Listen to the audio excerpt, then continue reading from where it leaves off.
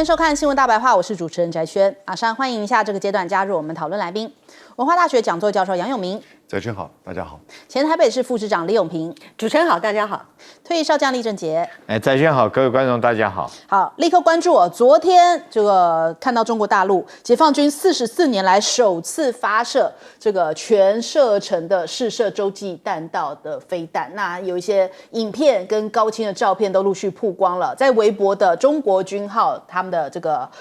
等于微博账号里面哦，也放出了这个照片，在9月25号的8点44分，特别选44可能是事隔44年。那他们就讲说，中国人民解放军的火箭军哦，向太平洋相关的公海海域成功发射了一发这个西载训练模拟弹头的洲际弹道飞弹，而且准确的落入预定的海域当中哦。那事隔这44年再次这样发射，各国就预估说，这一次的落点其实是在夏威夷南方靠近澳洲附近的公海哦，验证了投射能力可以阻止某些国家试图对中国进行核胁迫。很明显，大家讲说这个是在跟美国释放强而有力的讯号。那很多的专家学者还有美国的媒体啊，都在讲说，哇，这个是数十年来首次这样释放非常强烈的讯号。因为过去呢，其实这样子的试射都是在内蒙古比较偏远的省份来进行这种未经事先通知的试射，很少会像这个海上来发射远程导弹哦。那其实，在昨天呢，中国大陆也有非常多的一些这个军机啊，也是平息了警贴之后，同样在昨天有大幅度的这种远程的这样的一个军机出动哦，所以人家讲说这个讯号非常的明确。中美其实在去年11月非常罕见的进行了这个核军控会谈，但是在今年7月的时候，北京已经暂停跟美国就这个核不扩散还有军备控制的问题，就等于说暂停了这方面的一些会谈讨论了，已经没有这样子的对话了。那这样子的动作也被认为，美国媒体觉得这是在回应华盛顿向台湾出售武器的事情。那到底这个昨天释放的是什么呢？昨天其实有非常多的揣测，说是是东风41啊，还是东风31哦？那我们看到这个 ET Today 的报道，他就说，其实有一些大陆的军事迷哦，他们就分析，借由它的外形来推测，它应该是东风31甲改 AG 型的洲际弹道导弹。那这个型号的战斗部，其实有这个具有独特的小平顶设计哦。那他今天公开最新的一些照片啊，就我们刚刚讲到这个中国军号公开照片啊，其实跟2014年模拟演练导弹照片是相吻合了。那就射程来讲，它有一点不同，就是它这样子的一个31甲改型号呢，已经能够跟美军就是民兵3洲际弹道飞弹不相上下哦，甚至呢可以非依赖地下的发射井的特性上面还更胜一筹，它的这个距离哦，可以有1.2万公里的射程，所以也展现出来，哪怕东风31，我都已经是一个升级版的东风31了。那再来，不止这个飞弹让大家很惊讶，就是美国媒体有发现到说，哇，这一次有3航母哦，中国大陆3艘航母都在外头都出动了。那这是历史性的首次哦，3艘中国大陆的航母全部出海。我们看看它的位置哦，福建舰它现在是要展开第4次的海试，那辽宁舰的编队呢，现在是在这个菲律宾海的远航航行后呢，这个央视又提到，其实连山东舰也在南海附近活动。也意味着呢，中国大陆现在3艘航母破天荒的同时出海。那美国的媒体动力呢，我们知道这是一个军事的网站，他非常惊叹这件事情。他说，中国大陆3航母同时出海，这个等于有力的表明中国海军的存在和能力不断在增强。而且呢，其实现在有一个常态，就是同时2艘现役的航母出海哦，在今年夏季的3个月来已经进行了3次了。所以这一次的3航母等于说从常态再升级，变成3航母通通都出海的一个情况。那这样释放什么样的讯号呢？其实你看，美国的航母罗斯福号现在急吼吼的，赶快从这个中东这边要赶回来休整哦。从这个航机图来看，人家讲说可能会在这一边跟辽宁舰会有一个擦肩而过。那这样子是不是也表示说美国意识到，像中国大陆在这边的航母布局其实是非常的完整，而且常态性的在外面的这样的一个巡航或者是海事那所以中国大陆航母表明，现在中国海军正在从专注第一岛链内的行动区域性的海军，原本都在第一岛链现在已经发展到成为第二岛链，乃至世界范围都可以展开行动的全球性海军，从区域性变成了全球性。那当然美国非常的紧张，那还不止我们刚刚讲到了海上的这个武力，空战的能力也有展现。这个大国鲲鹏在展示，解放军的运20首次飞抵南非来参加航展那这个其实他说会在当地呢做一个静态跟动态的展示。那他这也是服役8年来运20的航机是越来越远了，上次是去埃及这次到了南非。那其实运20作为一个大国重器，也是中国航空工业上面一个非常重要的里程碑。甚至大家讲说11月份的这个珠海航展嘛，有专家预测下一代的中国大陆的战机以及自制的航空发动机都会首次亮相。媒体就猜可能会是这个隐形战机，也就是从这个 FC31升级的歼35，可能会在11月份的时候让大家看到这个状况。那再来更让大家奇怪的，我们讲回刚刚这个洲际弹道飞弹美国这一次的反应很怪美国还大赞中国大陆有先通知就试射这个洲际弹道飞弹的时候他们认为这个是一件好事情，因为有先通知，他们确实有收到这一个通知那这个有助于防止任何的误判或误解。但是妙的是跳出来好多个国家，日本澳洲他们说我们都没有收到通知。奇怪了，美国怎么没有通知你们的小老弟们呢？所以这是什么样的一个情况？为什么美国反而没有告诉日本？你看这个日本的官房长官林芳正就讲说未收到，没有收到，这个日本没有收到中国大陆来的通知。所以这到底是什么样一个情形呢？难道是这个就是美国刻意没有让小弟们晓得这件事吗？那所以日本今天有一个新的消息，他们说他们的海上自卫队的护卫舰将要首度来通过台湾海峡。日本现在要展现强硬吗？要对中国大陆展现强硬吗？他们说他们的这个联号要通过台湾海峡，作为在公海航行上面的自由维护那这也是军舰首次要通过台湾海峡。那美军现在目前呢在备战的是2027年，他们说他们高能的雷射驱逐舰将要去到日本来部署应对，可能2027年中国大陆会跟他们发生这个军事冲突所以现在正在预备当中，可能会去横须贺来驻扎。那这个可能可以用于击落无人机或是飞弹一些最新的雷射武器之备用。那首先我们来请教一下杨老师，杨老师怎么看昨天这一个洲际弹道飞弹，又是全射程，而且好像又是对准了美国来释放讯号嘛？一发入魂。这个洲际弹道飞弹，它当然是针对美国，也可以说它事先通知美国，表示说它只是在它的核武设施的这个投射载具上，我们现在知道叫东风31A 机甲改，一度说是51，一度说是41但不管怎么样，这个射程长达12000公里以上，12000公里走北极航线可以打到佛罗里达，也就是大概整个美国的本土都可以这个达到。然后它是就是多发，然后呢这个可以就是等于是多载的这个弹头大概25到30枚的核子弹头。那同时呢，它有特殊的这个技术，所以到末端呢，甚至有这个巡弋的功能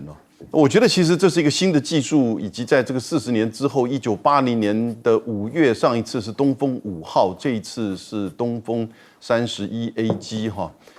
当然，跟它的技术跟它的决定要走向核武、强化核武能力是密切相关，不再采取只是最低的核武限度的能力保持。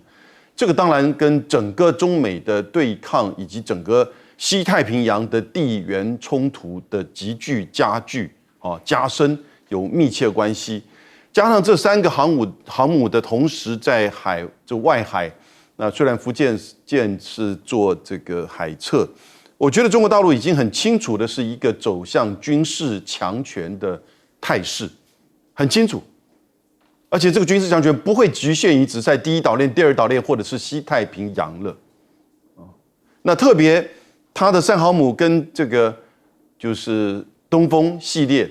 哦，具有全球的这种就是效益哦，它的可以航行到全球的任何的地方。那大概只要到20到30分钟，可以打到陆上的全球的任何的地方。所以这种核子贺主很清楚，也就是他认为在这段时间，中美的对抗，尤其是华盛顿的策略，已经不是在满足于科技战或者是贸易战、制裁，因为美国已经知道这个时候已经手段用尽，黔驴技穷，所以呢开始在做就是保护主义，筑高墙，让中国的产品电动车不能进美国的市场。可是这样子的一个中美对抗，美国最后一定是输的。所以呢，它需要一个地缘军事冲突，简单的说就是代理战争，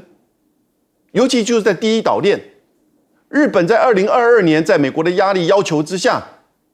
在2027年要达到军事预算加倍，从23年到27年总共会增加43兆日元。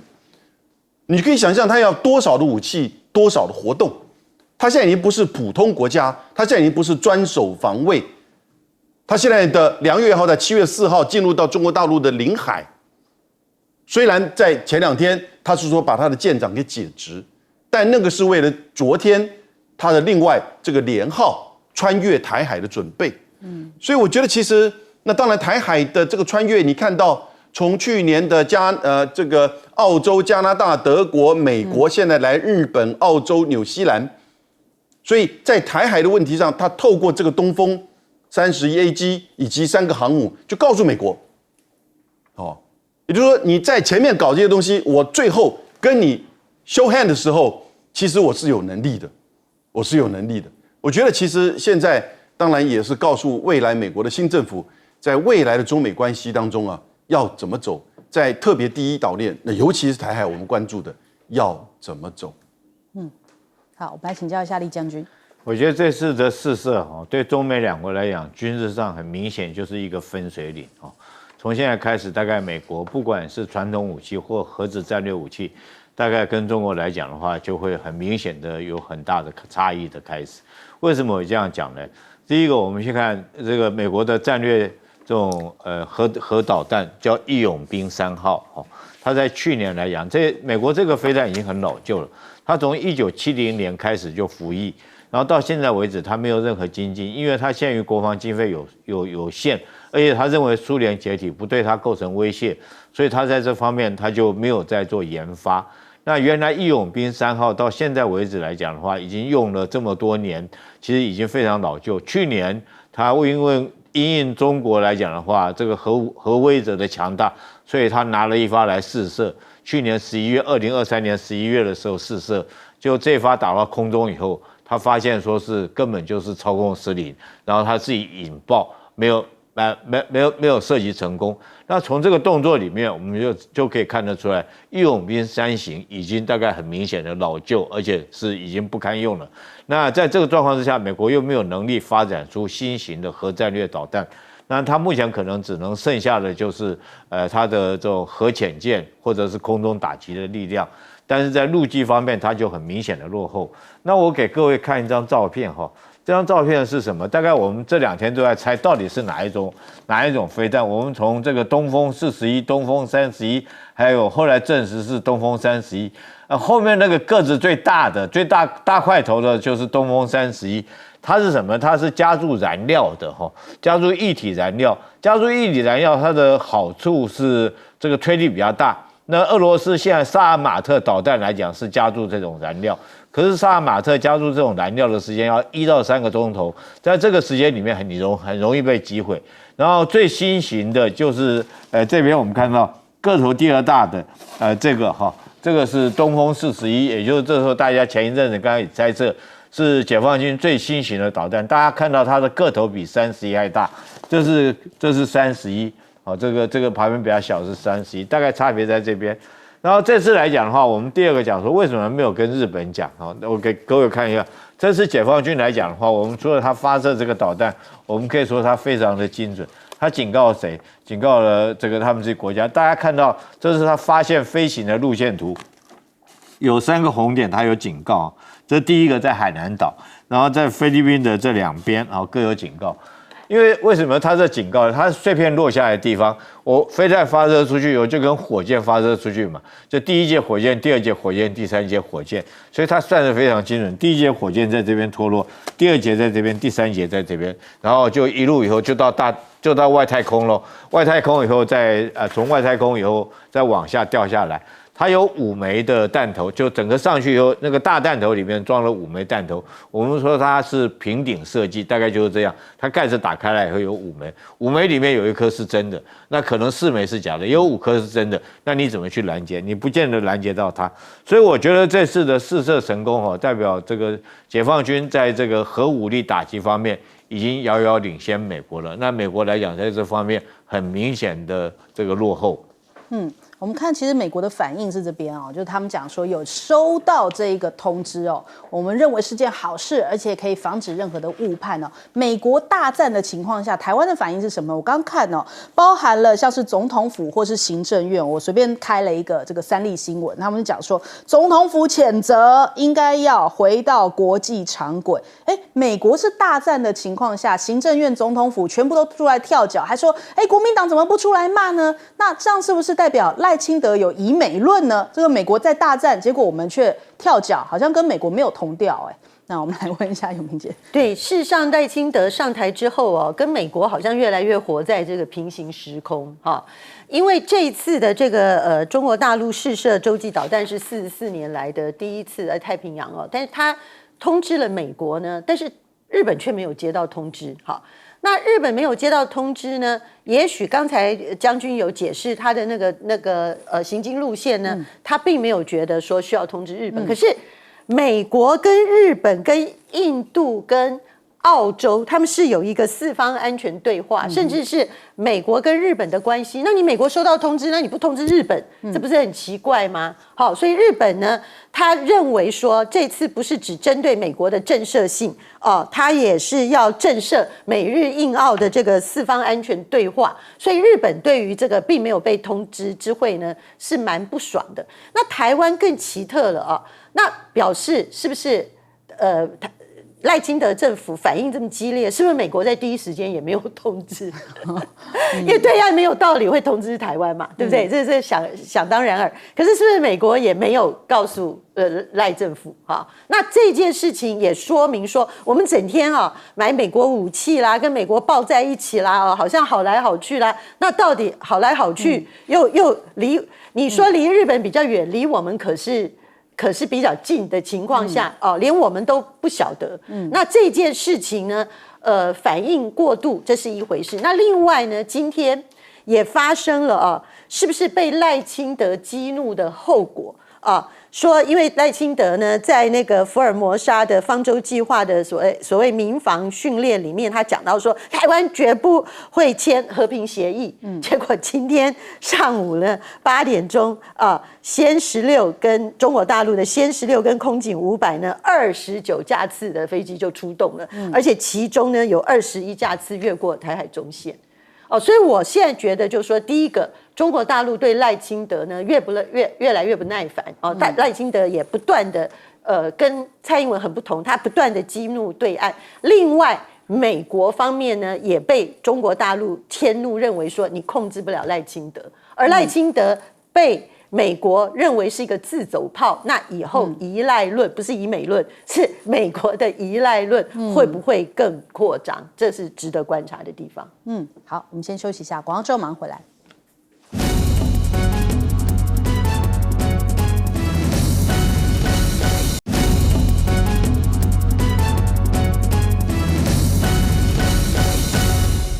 中东大战真的快要一触即发以色列真的是杀疯了。除了我们看到他对于这个巴勒斯坦的以哈冲突没有落幕，现在呢，他也证实了，以色列的参谋长证实要对黎巴嫩进行地面战了。所以他过去这几天3天来的这个猛烈轰炸，袭击了黎巴嫩境内的2000个目标那他其实就是在为了地面入侵做好充分的准备。谁能够拦得住他这时候拜登有办法拦得住以色列吗？恐怕现在世界各国都是打上一大问号。但是这一场战争如果一旦再往黎巴嫩扩张的话，恐怕这个中东的大战不会那么快的平息，会有更多的国家参与这场战争。我们往下面看哦，他以军讲说已经打击了280个真主党的目标，现在就是要为北部的任务来召集2个后备旅来进行这个地面作战哦，所以他们其实早有计划，但是现在可怜的黎巴嫩哦，已经造成了就是这个数字还没更新，600多人的这些伤亡哦，有将近50万人流离失所。那看起来已经像是一个就是又像是巴勒斯坦那样子的一个惨况再度上演，但是以色列的攻击才正要开始哦。那我们来看看这个以色列连续3天的攻击，那这个真主党回击了。这一次他们也同样是挑以色列的首都来回击哦。他们是对于特拉维夫这个摩萨德的总部哦，有发射了弹道飞弹。那他们就说这个现在就是要开始进行一系列的反击动作啊，就连我们看这边这个黎巴嫩真主党，他们说会用一切的防空力量来做一些适当武器，进行一些迫使以色列军机撤离黎巴嫩领空的动作。那除此之外呢，我们看这边伊拉克的民兵组织哦，这个伊斯兰抵抗组织，他们也发表声明，他们现在呢有发动一些无人机袭击，为了要声援巴勒斯坦跟黎巴嫩的人民，现在伊拉克的民兵等于也参与了这一场的这个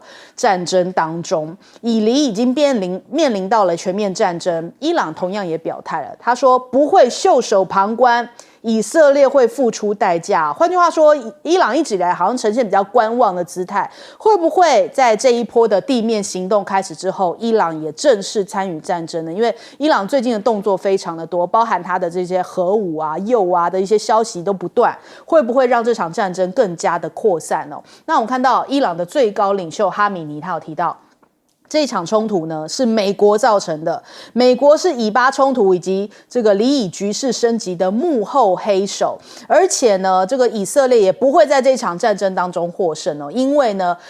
你这样大规模的空袭也不会让真主党退缩。那伊朗的外交部长也提到了，他说，与其呢与这个英国大臣的这个会晤当中，那伊朗明确的发出了警告，他说呢，以色列侵略黎巴嫩将会带来非常严重的后果，也就是说，伊朗已经留下伏笔了，他们不会袖手旁观，不会只当做一个局外人哦。那会怎么样的参与方式呢？现在大家就很担心，是不是要升级了？是不是中东大战要开始了？结果有一个人，拜登告诉大家，对，要开始了。他怎么说？两手一摊啊，他就说中东可能要爆发全面的战争了。讲得好像他现在已经不是美国总统了，讲得很云淡风轻哦。他就说，这个以色列跟黎巴嫩真主党之间的武装冲突升级哦，可能会变成了中东爆发全面战争。那布林肯在联合国上面也表示，他说，我们现在美国正在进行一个计划，希望能够缓和情势呢，就是要让黎巴嫩人重返这个边境家园，也要让以色列人重返边境家园，就是好像永远都不能忘记以色列哦。所以到底你的计划是怎么样的一个和平计划？你真的能够让这一场冲突结束吗？你是不是不应该再继续当以色列的这个幕后黑手呢？那所以我们今天的标题哦，我前面这边下的是不是上帝要让他灭亡，必先使其疯狂？是不是现在开始大家已经觉得以色列已经有一种疯狂的感受，让大家觉得说，到底谁还能够拉住以色列啊？那现在就连这个五角大厦也迅速在增兵哦，因为呢，美军在叙利亚南部的基地遭受到4枚的火箭弹袭击，所以换句话说，中东这一边的一些这个可能跟美国对抗的势力，现在也看不下去了，他们不惜要去袭击，要把美国也牵涉其中哦。那中东的战事有什么端倪可以看出来？真的一触即发。其实，在整体来说，通膨、金价、油价已经全面的飙涨了。在以色列现在宣布进入到紧急状态的情况下，美国又要增兵中东哦，所以非常多人觉得现在看起来局势要失控了。所以油价大涨啊，还有金价的这个避险需求也再度飙升，甚至很多的一些分析师讲说，这是一个预料之外的灰犀牛已经来到了。那我们看看现在法国啊、欧洲啊紧张了，就想说天哪，俄乌战争还没停啊，现在这边这个战争呢又要抱起来，俄乌也好，以巴也好，现在再加上一个以黎啊，这欧洲真的是雪上加霜，马上要冬天了，所以他们赶快推出，是不是可以停战21天啊？先赶紧这个降温，靠外交谈判来解决争端，但是以色列会听吗？以色列的部队已经等在门口，准备要进黎巴嫩了。我们来问一下将军怎么说？哎，你不要小看拜登哦。那时候拜登，你记不记得这个？那时候全世界说俄乌战争会不会开打？那时候全世界大家都说不会打，只有2个人说会打，一个是拜登，一个是我。但是我在脸书上还跟人家赌20片鸡排，我说一定会打。你是理性分析，拜登是触打者。可是他就后来果然俄乌战争就开打，所以拜登讲这话，他当美国总统，他有他的情报，他就直接讲出来，只是说他这都不隐瞒了。那为什么我说会打？第一个我们看所有军事行动来讲的话，其实一场战争一定一开始是情报战我一定把你情报摸得清清楚楚，你的阵地在什么地方，对不对？你的炮在什么地方？你火箭在什么地方？你指挥官在什么地方？那紧接着下来第2动就是斩首行动，我破坏你指挥通讯链。那我们看一下 BB 扣爆炸案、通讯机的爆炸案，是不是就是斩首行动？第3动，我们来看看这个以色列做什么？以色列做轰炸，战机的轰炸，1600个目标。但他有没有去看这1600个目标？不是狂轰滥炸它都是针对目标打的。你看第一个阵亡的是谁？以色列这个真主党的这种卡桑旅的1号人物。当场被炸死，就他早就知道你在什么地方。第二个，他打的什么是你火箭炮所存放的基地；第3个是你生产武器的基地。所以他每一个打的地方都是情报摸得清清楚，1600个目标，他绝对没有弹无虚发的。虽然说他会伤及无辜，可是他就是这种好战成性了，他宁可错杀100，也不会误杀1个。那现在来讲的话，当你这些这个指挥官、通讯系统全部被打乱掉之后，我们看到了紧接着下来一定就是地面攻势。所以目前来讲，我们看到以色列第98旅第98不是旅师，第98师已经调到这边来。我个人认为说是他这个很快就会展开地面的攻势。那他这个攻击目的在什么呢？他要将纳坦雅胡原来所设定的答应当初因为加沙发生战争，然后将以色列北部居民迁到中部地区来避难的这些民众，让他可以回到家园。所以他势必是要将这个真主党这个地方大概最起码打进去30公里以上，然后确保他的居民可以回到北部地区去。我觉得这是他的目的。但是关键是说，你是不是如你所愿啊？当然，真主党你不要小看，从2006年到现在为止，那他这段时间真主党在干嘛？他一定学这个哈马斯嘛，在挖地道嘛。这个如果说一大堆地道、一大堆的据点攻势，你地面部队进去，以色列军队会不会重现这个加沙走廊的困境？先在里面打到最后打不出来。第二个，以色列你要考虑你兵力够不够。你现在来讲多线开战的状况之下，你够不够？所以我觉得地面开战开打的话，有可能把美国也牵连进来。难怪拜登会讲这句话。好，请教杨老师。你知道在冷战期间呢，美国跟苏联因为有核子武器恐怖和平。现在中国大陆这个东风31A 机，就是在告诉美国，我们现在在一个核子武器的时代没有改变，而中国也在强化它的核武能力。因此，冷战期间，美国跟苏联呢，从柏林危机3次柏林危机、韩战、越战、两伊战争，这都叫做代理战争，也就是在苏联的这个边缘，有输有赢，但是现在你看到这个拜登呢，这个俄乌战争，我个人认为，也就是美国一直在推动，其实从08年开始就一直在推动，到22年，在这个乌克兰形成一个代理战争，要去消耗，要去击败俄罗斯。但是帝国的挣扎就表示什么？第一个，他的领导人的能力不足；第二个，美国现在的实力跟过去也不足以再去打这样子的一个支撑这样长期的代理战争。所以这个胜利计划，美国人自己都看不下去，那不是胜利计划，那是一个宣传计划。但是呢，另外一方面，你看在加沙现在死亡已经42185人，那这个是什么？这是被他的盟友以色列拖进去的一个战争。他就看准了，因为美国现在没有办法去面对以色列采取相当就是说独断的这个作为，而且必须要去支持他。所以这个帝国已经显现出这种四处的这种受到限制，而以色列呢，必须要讲，你从加萨现在走到真主党去，你的战力会不会过于延伸呢？你真的以为加萨战争哈马斯已经完全被你击败了吗？如果你真的击败，你为什么不停火呢？你现在把战争延伸到这边，那真主党事实上有2万到5万人呢。那今天已经看到，他其实有一颗弹道飞弹已经可以打到特拉维夫去了。虽然并没有造成大规模任何的这个损伤，可是另外一方面，以色列自己的经济呢，我查一下，今年经济已经萎缩了4%，而他在接下来就是这几年，从23年到明年的军费，3年的军费已经高达超过2兆台币，是以色列 GDP 的13%，就战争嘛，是不是？内塔尼亚胡已经把以色列带到这样一个进步了，所以我觉得其实以色列自己要有一个觉醒，你这个政府其实真的已经是疯狂了。标题下得很好。其实看到这个，我觉得有一点担忧哦，因为以色列这一次对于黎巴嫩的攻击是直接从首都来的，就从贝鲁特这样子开始开炸，所以死伤非常的严重。但是你看这个真主党的回击也是直接从首都来做回击的。换句话说，这已经是把这个战争拉高到说，我们已经不管这个人民如何了，而是你杀我多狠，我杀你多狠，这样的一个战争快要开始了，这是让大家更感觉紧张的一个地方哦。永平姐，纳坦雅胡变成一个战争疯子是最大的转折点，关键是什么呢？就是他去美国国会演讲，因为他去美国国会演讲了之后，他就赫然发现一个大的这个给他开了一个大绿灯，就是什么？美国因为要忙大选，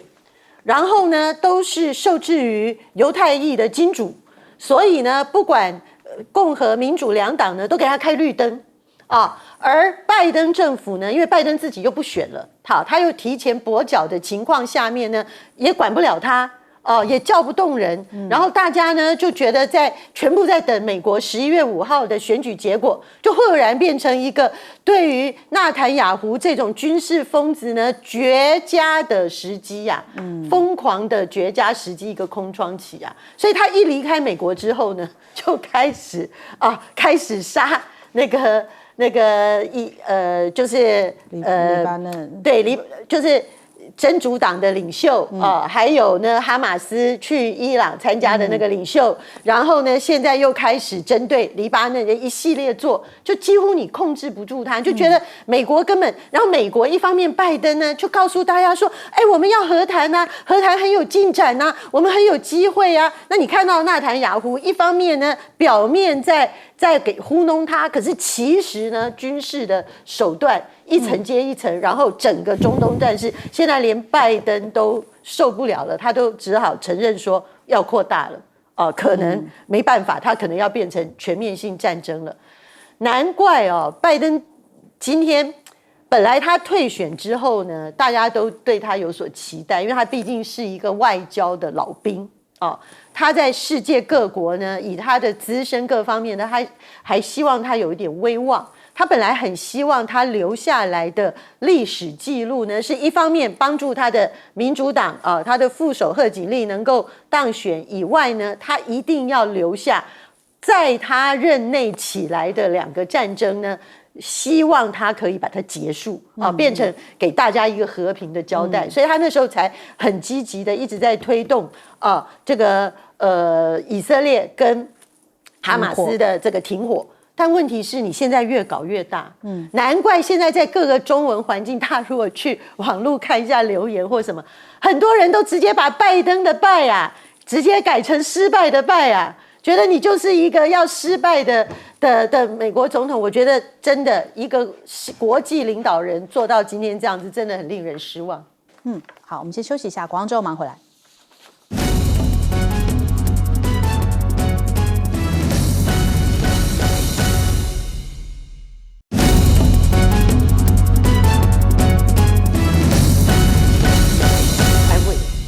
好，好，欢迎回来，新闻大白话。第3场战争，我们来关注的是俄乌战争哦。俄乌战争同样也是在升级的边缘。还记得这一个普丁讲说，10月1号前要拿回库斯克。现在目前库斯克这里的战况挺焦灼的，但是他现在已经是跟西方喊话了。他最新的一个表示，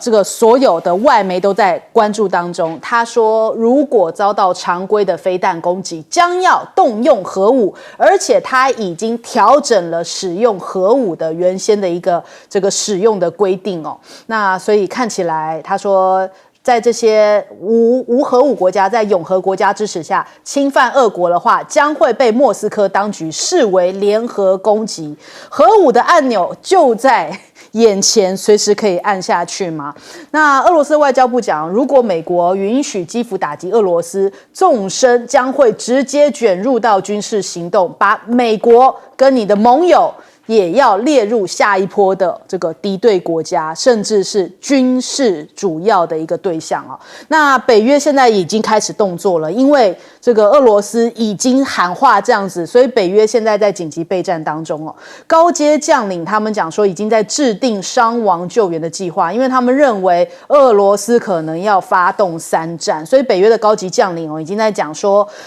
做好积极的准备啊，大规模疏散和救援行动哦。因为俄罗斯不是前2天才放出一段影片，就是如果用核武来攻击伦敦会造成多大伤害的这一段影片，已经引发了北约的一个慌张哦。所以他们现在尽可能的在进行医院的开通的列车大规模疏散，还有伤兵跟患者的一些相关演练。那泽伦斯基又在联大讲说，恐怕第一步哦，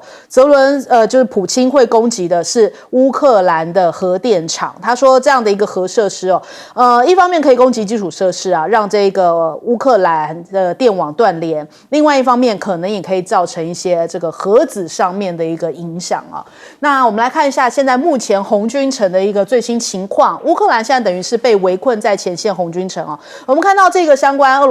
这个乌克兰媒体的报道，他们现在红军城看过去像是鬼城一般哦，很多的居民都已经在撤离当中。那我们看到有一些人就是在打包啊，大包小包的赶快再离开这个红军城。为什么呢？因为现在正在准备最后一道防线，就只差最后一道防线了。那根据报道，他们讲说，大概俄军距离这一个红军城只剩几公里而已了，不远之处。那对于这个波克罗夫斯克，就是红军城的攻击平民现在猛力在就是赶快来逃离当中因为眼前这个库拉霍夫。这边是这个红军城，库拉霍夫在这个位置这离红军城非常非常的接近，所以现在看起来不断的朝这边在逼近当中。大包围的战术呢，其实乌克兰的一些这种军事专家他们讲说，撤出是难免的，因为他们现在是用一种炮轰式的方式在包围红军城，那就是逼使这些乌军赶紧撤退。那所以他们讲说，现在连顿内茨克又有2个村庄这个是哥斯雷特雷，还有这个霍里夫卡，这个也是非常接近红军城的这个2个城市也都是陆续在沦陷，所以步步进逼往红军城的方向。这个势在必拿啦，因为看起来他就是要赶紧用这种前行战术来包围，从后方来包围红军城。那现在美国是不是打算要放弃乌克兰呢？根据这个《华尔街日报》讲说，美国对于乌克兰制定的制胜计划不是很满意啊，因为拜登担心说，这个泽伦斯基对于俄罗斯的这个制胜计划根本就不是一个有全盘性的一个战略，完全是换汤不换药的。那实质内容上面其实就是想要更多武器还有解除对于远程弹道的飞弹的限制，所以呢，很多的官员表达说没有任何的新意，感觉并不是很满意啊。那是不是也代表说有可能并不会援助这个远程飞弹呢？因为如果一旦援助的话，普丁可能会有更激烈的一些行动那现在泽伦斯基转向去请了中国大陆啦，讲说这个中国大陆跟巴西你们提出来的方案是要牺牲乌克兰，看起来好像美国不吃他那一套了，他现在开始转向去觉得中国大陆还有影响力，所以转到中国大陆这一个方向去了。那甚至他们还讲说有这些消息说中国大陆你还替俄罗斯这开辟生产线，在帮忙做这个无人机那之前中国大陆其实都已经否认过，并没有直接跟这个俄罗斯有这样无人机的往来哦。但是显然他们现在是要打算把中国大陆跟俄罗斯绑在一起。现在中俄的外长在纽约会晤，也在讨论俄罗斯这个俄乌战事哦，现在该怎么样解决，接下来的下一步如何？那甚至伊朗也是被他们绑在一起。中俄伊在美国或是西方国家眼中就说，哎，你们是这个邪恶轴心站在一块儿的，现在是不是要逼着这个中国大陆得要站出来，然后来停止这一场俄乌战争？这是不是美国或西方国家的一个盘算呢？那我们看这个伊朗也是跳出来，好像不想要被绑进去，还有讲说无异于他国冲突啊，其实一直在挑衅的，一直在挑起这些俄乌战争的，不就是你美国吗？他说我们其实在寻求和平哦，没有要这个卷入战争，乌克兰军事冲突也应该要赶快停止，这才是其实伊朗或者是中国大陆一直在喊的和平，但是美国却一直提供资源，但是却说是别人主张要战争。我们先来问一下李将军。我请这个导播帮我们镜头放到那个俄军继续向红军村推进的这张图，放大来看一下。大家有没有注意到这张图里面红军村那边有2个颜色，一个比较深红色，一个比较浅红色。浅红色是什么呢？浅红色是从6月1号到现在俄军所打下来的位置，这一块。对，那红色是之前打了1-2年才打下来的位置。大家有没有发现，说光2个月的时间，这个俄军进展到红军村的速度非常的快。那这种进展的速度代表红军村乌军守备已经是接近一种溃败的一种状况，所以他才2个月就已经进展到这么多，跟以前比起来差很多。好，那接下来我们来看看这个普京讲的核战有没有可能爆发。其实我们当一个军人或当一个国家安全的思考来讲的话，一定要往最严重的状况来思考，会不会有第3次世界大战或者是核子大战？那这次泽伦斯基到美国去，他提出了他胜利计划。那目前看出来，大家原来都在猜嘛，你有什么胜利计划？那可见他现在跟拜登提出来的胜利计划，就要求拜登第一个开放他的这种美元给他的陆军战术中程导弹，可以打俄罗斯，因为红军村我快守不住了，那我当然就直接攻你的莫斯科，然后英国的暴风影也要开放让他能够打。我想这是他第一个，他跟拜登所提出来的要求。第二个要求就是你必须要加强给我的这种军援。第三个很可能他会要求美国提供更多的雇佣军的，用这种雇佣军的名义来协助他确保到红军城的安全。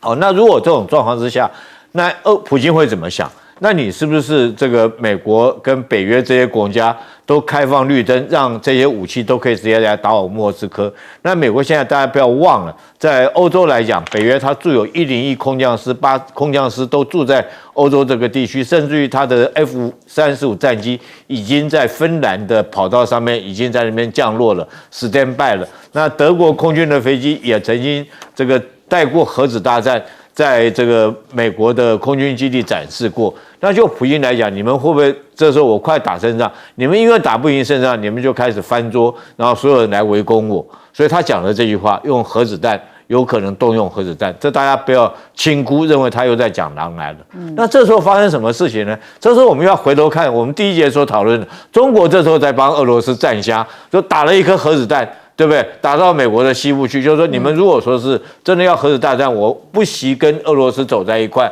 我们大家一起来发展核子弹，就警告你美国，这时候你不可以在这个协助这些乌克兰国家动用这种传统武器去打它。那这时候俄罗斯有没有回报？俄罗斯有回报。大家看今天有一个很特殊的消息，美国提供导弹不撤，谁在骂美国？俄罗斯在帮中国骂美国，所以你美国怎么可以不撤提供导弹？你要撤哦，你不撤你要负责任哦。我俄罗斯生气了，所以你看看中俄两国越结盟越近。从这些状况里面，双方互相手领放的话，或做的动作，我们都可以看到这场俄乌战争来讲的话，这个可能来讲，目前是到一个节点关键的时刻了。好，来请教杨老师。你知道，在战争刚开始的时候，俄乌战争2002年2月24号那段期间呢，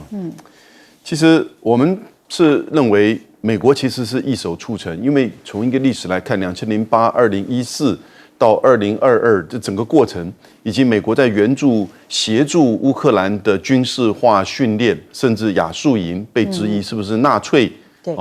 还到国会作证，最后还是要去训练他。那因此发生这个战争里面，美国的角色其实绝对是关键。米尔斯海默，美国芝加哥大学的教授，那个时候就说，这是美国的战略，而且它是错误的战略，因为他把俄罗斯推向中国那一方的。他到现在被全世界都认为，你看他的观点这么的犀利，所以那个时候我们在谈同样跟他类似观点的时候，在台湾被骂得一塌糊涂。现在你看呢，乌克兰4000万人口，现在剩下2900万，1000万逃亡，100万死亡，然后呢？多少个美国跟欧洲提供的各种援助、经济、军事援助、顾问援助，结果现在快还是要守不住了。胜利计划几乎要变成败亡计划。那我觉得普丁根本已经不管谁当美国总统了，现在就是打。现在美国总统出来之后呢，如果贺锦丽反正就是继续再打下去，贺锦丽基本上到1月20号以前，他不会去介入这个问题。这个人很聪明。1月20号之后，他也不会去介入，所以你就要看自己在战场上的这个胜利，最后也许透过第三方，然后来现状的和谈。那如果是川普的话呢，那就要看是不是能够接受中巴的这个协议、这个建议，所谓政治解决的3原则，什么东西呢？战场不外溢，战事不升级，各方不拱火，然后用谈判、用就是对话的方式来处理。那当然，泽伦斯基就非常不满意了，因为实际上等于是现在乌东所占领，甚至将来这几天红春军被占领这个区域，就变成既成的事实了。更不要说那个克里米亚这一块了，对不对？然后呢，那个库斯克，还记得库斯克吗？他现在已经变成瓮中捉鳖了，是不是？所以我是觉得现在这种情况就是，大家回到战争的发生的原点，到现在来看哦，真的不要这个一窝蜂的就跟着西方媒体，因为我们台湾现在面临到同样的情况啊，那真的是有聪明有智慧的看看，真的什么是真正台湾台海的和平方案呢？好，我们来请教永平姐。今天我们节目3段都在讲可能的这个战争危机，可是呢，我觉得我们的节目制作单位呢，可能是跟那个危机指数这个危险指数越高的放越后面其实，俄乌战争到今天这个状况，我觉得本来还一度会觉得不太可能变成卷入很多国家或第3次世界大战，可是现在越来越觉得这样会不会太乐观？因为我觉得普丁这一次讲了说新的红线呢是很认真的